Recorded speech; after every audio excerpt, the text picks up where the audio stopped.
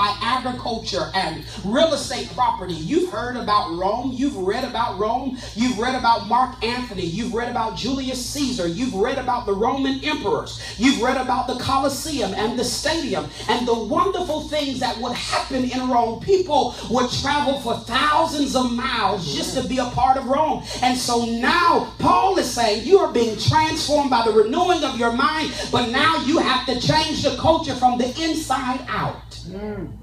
You grew up thinking with a polytheistic mindset, but now I need you to get your mind completely on God. Now, how did they grow up with a polytheistic mindset? Now, they grew up with persons such as Aristotle, Plato, and Socrates.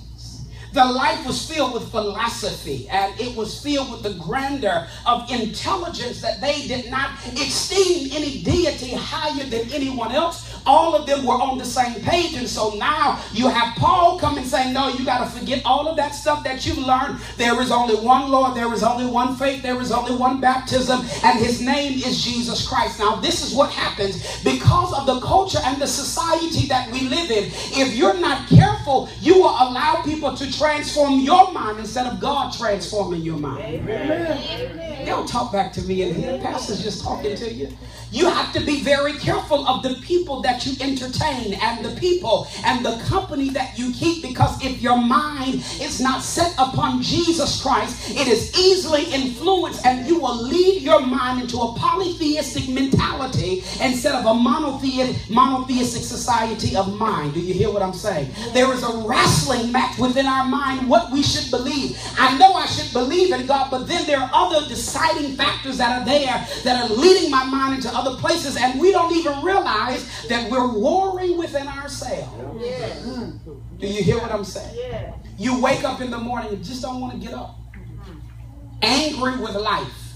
I don't know what's going to happen. I don't know how I'm going to pay these bills. I don't know how this situation is going to work out. I don't know what's going to happen with my relationship. And one of the first things we do is get on the phone and we call somebody. Amen. And we ask them, what do you think I should do with this?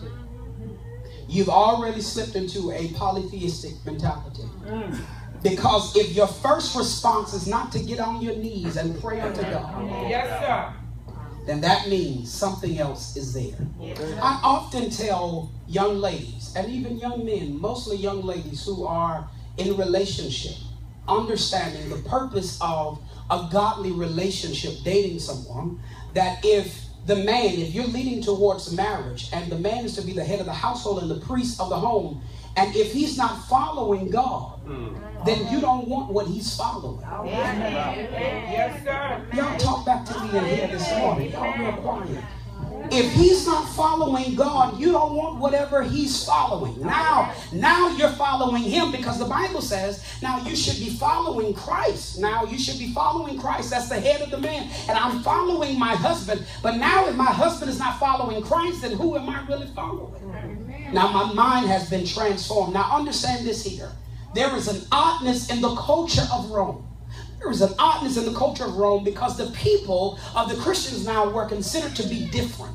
Okay? They were considered to be different. They were considered to be different because now they have changed the entire periscope of what religion is. They consider Christians to be spooky.